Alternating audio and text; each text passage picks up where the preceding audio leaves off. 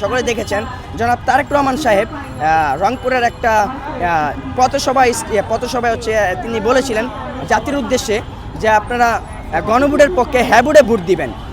তিনি আসলে নির্বাচনের আগ মুহূর্তে গণভোটের পক্ষে হ্যাঁ ভোটের অবস্থান নেওয়ার পরেও পার্লামেন্ট গঠনের পর আসলে গণভোটের বিপক্ষে কেন যাচ্ছেন, এটা আসলে আমাদের কাছে একটা প্রশ্ন রেখে দেয়। এরই পাশাপাশি আমরা বলবো যে যদি আসলে তিনি কোনো ভারতের কোনো কার্যক্রম বাস্তবায়ন করতে চায় তাহলে পরিণতি একেবারেই ভালো হবে না। কারণ দেখেন আসলে আমাদের এখানে এই সময়ে এসেও এরকম একটা বিষয়ের জন্য অনশন করতে হচ্ছে, এটা আমি মনে করি রাষ্ট্র এবং জাতি এবং সরকারের জন্য লজ্জাজনক বিষয়। কারণ দেখেন আপনার প্রায় 70% মানুষ যেখানে গণরায় দিয়ে দিয়েছে সেখানে এই সরকার সেই রায় কিনে চাল বাহানা করতেছে, যেখানে এই সরকার নিজেই প্রায় 49% ভোট পেয়ে বিজয়ী হয়েছে, সেখানে প্রায় 70% মানে আপনার দেশের প্রায় 33%-এর কাছাকাছি আর কি, মানে আপনার আপনার হচ্ছে গিয়া 70% অর্থাৎ হচ্ছে গিয়া প্রায় রাষ্ট্রের 3 ভাগের 2 ভাগেরও বেশি এখানে রায় এসে পড়েছে। তারপর আসলে এটা নিয়ে তারা তালবাহানা করতেছে। আমার স্থান থেকে আমি মনে করি যে আসলে এই গণভোটের রায় নিয়ে তারা তালবাহানা করার পিছনে হয়তো বা তাদের আপনারা সকলেই জানেন যে জনাব তারেক রহমান সাহেব, মাননীয় প্রধানমন্ত্রী জনাব তারেক রহমান সাহেব তিনি এসে বলেছিলেন যে আই হ্যাভ এ প্ল্যান। আমরা ভেবেছিলাম হয়তো বা তিনি এসেছেন যে জুলাই গণঅভ্যুত্থানের সামনের সারি থেকে শেষ সারি পর্যন্ত স্টেক হোল্ডার যারা আছে এবং এই দেশ এবং জাতি সবাইকে রক্ষা করার জন্য তিনি হয়তো বা কোনো পরিকল্পনা নিয়ে এই দেশে এসেছেন। কিন্তু আই হ্যাভ এ প্ল্যানের অর্থ যে ভারতের কোনো একটা অবস্থান বাস্তবায়ন করা, সেটা আমাদের ধারণা ছিল না। তো আমাদের বর্তমান তাদের অবস্থান থেকে আমাদের মনে হচ্ছে যে আসলে হয়তো বা তারা কোনো ভারতের কোনো পরিকল্পনা নিয়ে এসে বলেছিলেন যে আই হ্যাভ এ প্ল্যান। আসলে আমরা চাই এবং কি আমরাই চাই বিষয়টা এরকম না, এই জাতি কখনো আপনারা সকলে এবং আমরা সকলেই জানি যে 1947 থেকে এই জাতি কখনো ভারত এবং পাকিস্তানের দাসত্ব করতে পছন্দ করেনি, বিধায় তারা প্রত্যেকটা বিষয় নিয়ে আন্দোলন করেছে, সংগ্রাম করেছে, রাজপথে নেমেছে।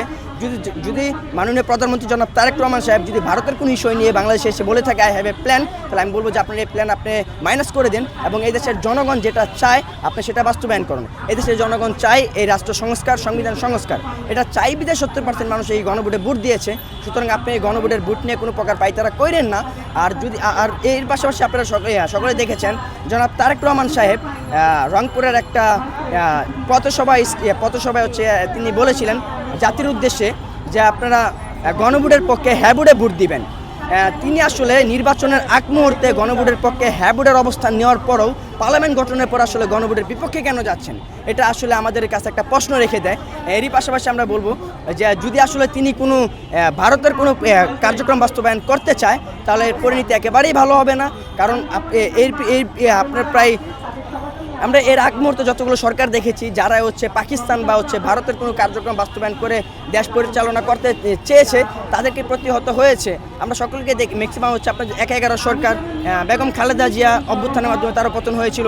ফ্যাসিস্ট শেখ হাসিনা গত 17 বছর তিনি ফ্যাসিস্ট কার্যক্রম পরিচালনা করেছে বিদায়, এবং এই দেশের জাতি চেয়েছিল যে কারো হাতে বন্দী হয়ে না থাকতে, যার কারণে একটা গণঅভ্যুত্থান ঘটিয়েছে, 5 আগস্ট ঘটিয়ে এই দেশকে মুক্তি দিয়েছিল।